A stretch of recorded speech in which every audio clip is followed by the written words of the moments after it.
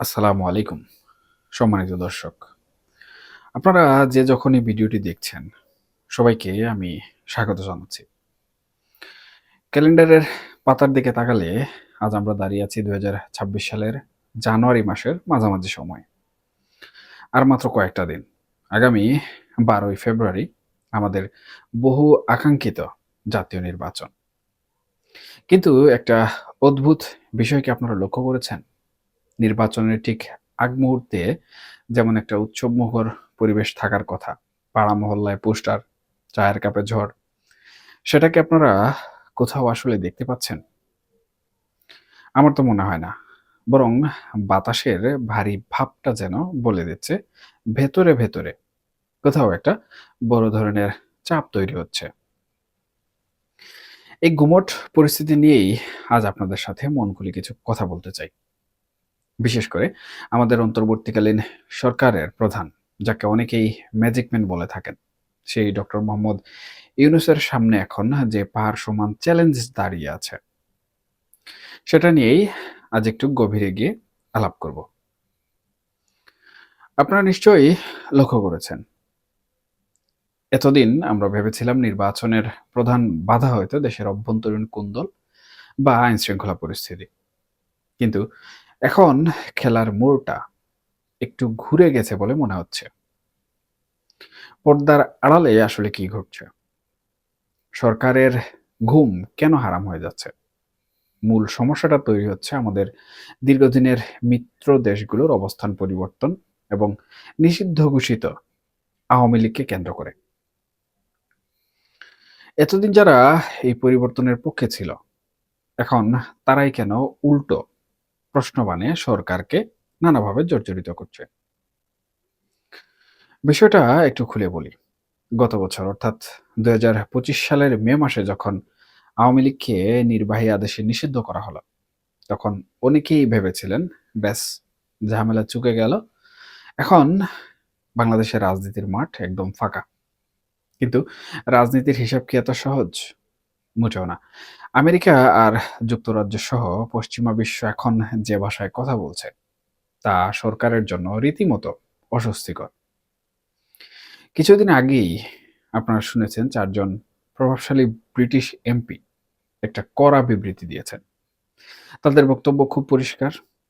তারা বলছেন, কোনো বড় রাজনৈতিক দলকে বাইরে রেখে তাদের নিষিদ্ধ করে যদি নির্বাচন হয়, তবে সেই নির্বাচনকে গণতান্ত্রিক কোনোভাবেই বলা যাবে না।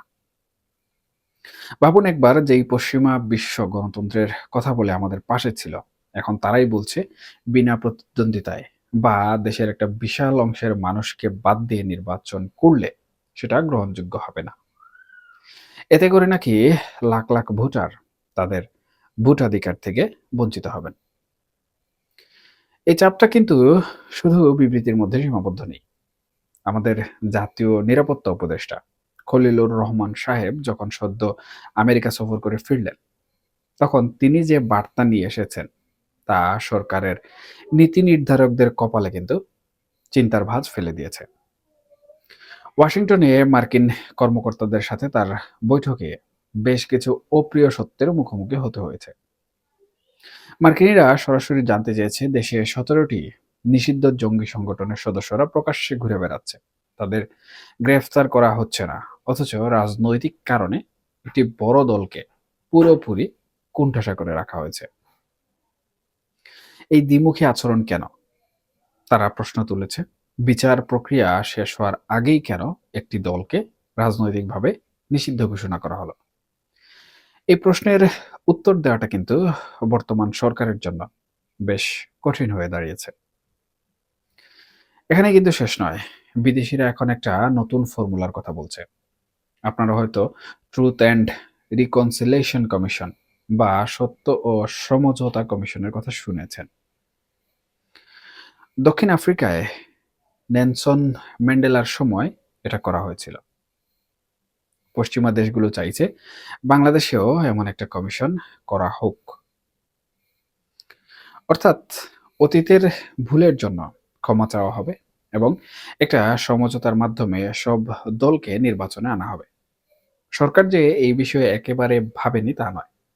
আইন উপদেষ্টা আসিফ নজরুল এবং সাবেক প্রধান বিচারপতি তো দক্ষিণ আফ্রিকা সফরও করেছিলেন। কিন্তু সমস্যা হলো ডক্টর ইউনূস এবং তার সরকার এখনই এই পথে হাঁটতে চাইছেন না।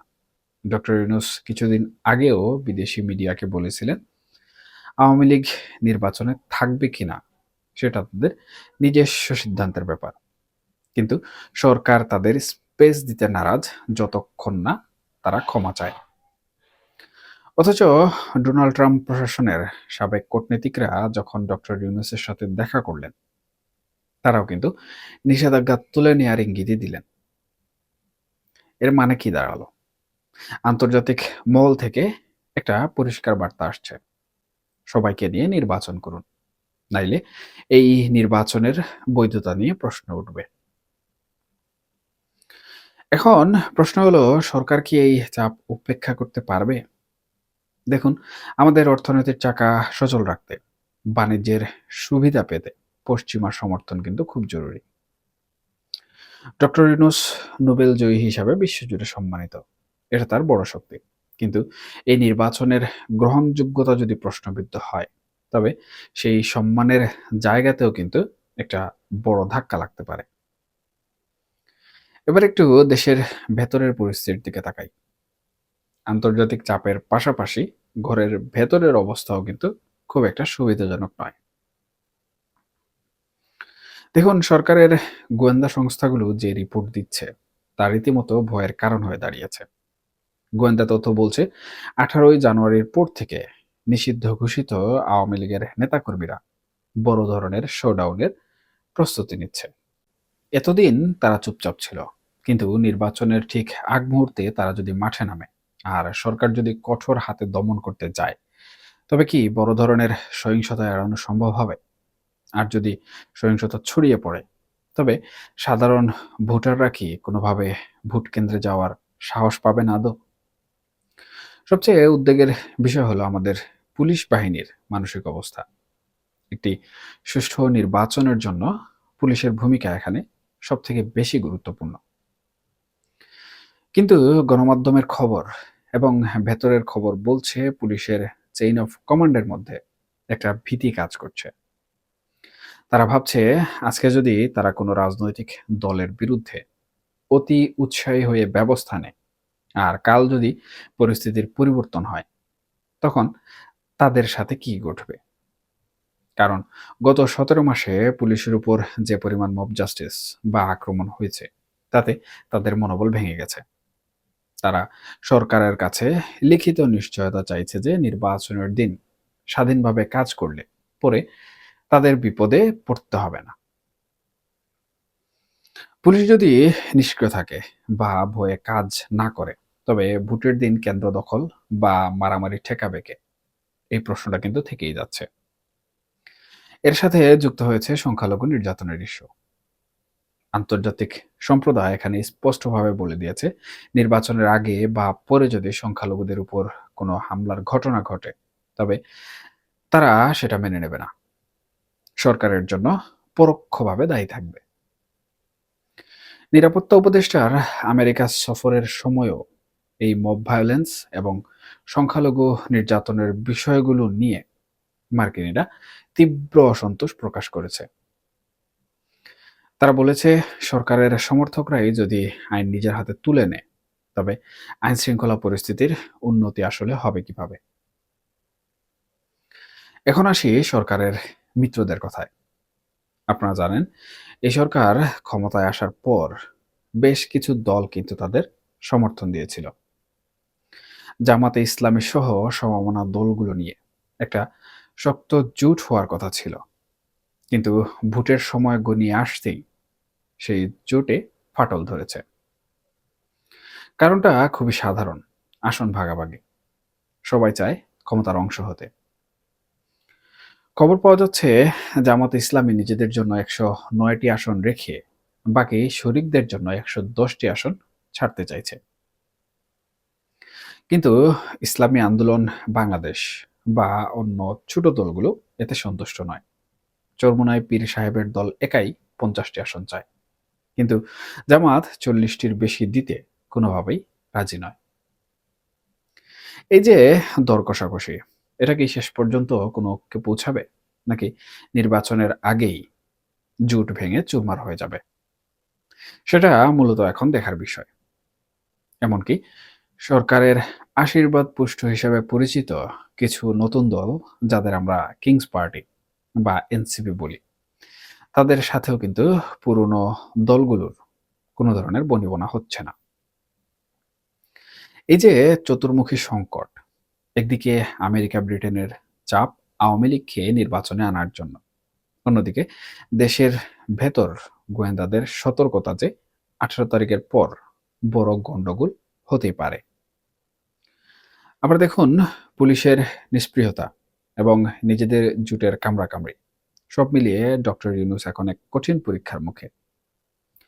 তাকে বলা হয় ম্যাজিক ম্যান, কারণ তিনি অতীতে অনেক অসম্ভবকে সম্ভব করেছেন।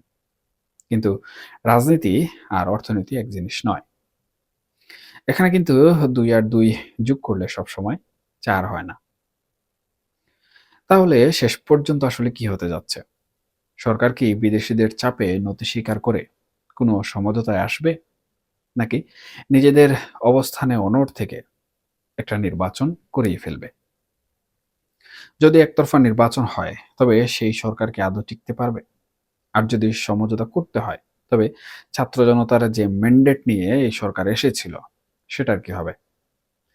এই উভয় সংকট কাটানোই এখন সবচেয়ে বড় চ্যালেঞ্জ। এখানে আমার ব্যক্তিগত পর্যবেক্ষণ হলো, আগামী কয়েকটা সপ্তাহ বাংলাদেশের ইতিহাসের জন্য খুবই গুরুত্বপূর্ণ। বিশেষ করে জানুয়ারির শেষ সপ্তাহটা।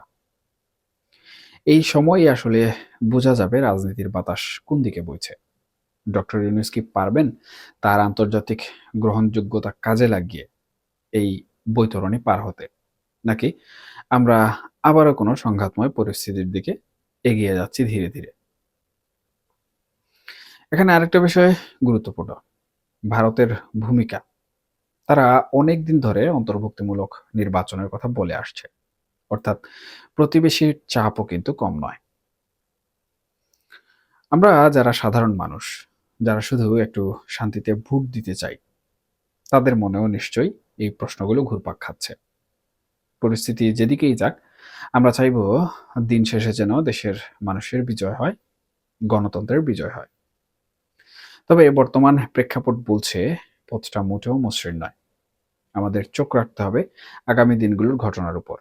বিশেষ করে 18ই জানুয়ারির পর রাজনৈতিক মাঠের চিত্র এবং বিদেশি কূটনৈতিকদের তৎপরতা, এই দুটো বিষয়ই নির্ধারণ করবে 2026-এর নির্বাচনের ভবিষ্যৎ। অনেক কথাই বললাম। আসলে পরিস্থিতি এত জটিল যে অল্প কথায় শেষ করা কঠিন। আপনারা আসলে কি ভাবছেন? আপনারা কি মনে করেন এই চাপের মুখে সরকার তাদের সিদ্ধান্তে অটল থাকতে পারবে? নাকি ট্রুথ অ্যান্ড রিকনসিলিয়েশন এর নামে কোনো নাটকীয় পরিবর্তন আমরা দেখতে পাবো? এই বিষয়গুলো জানার জন্য আমাদের অপেক্ষা করতে হবে। আজকের মতো এ পর্যন্তই। সবাই ভালো থাকুন, সুস্থ থাকুন। আর হ্যাঁ, অবশ্যই নিরাপদে থাকুন। আল্লাহ হাফেজ।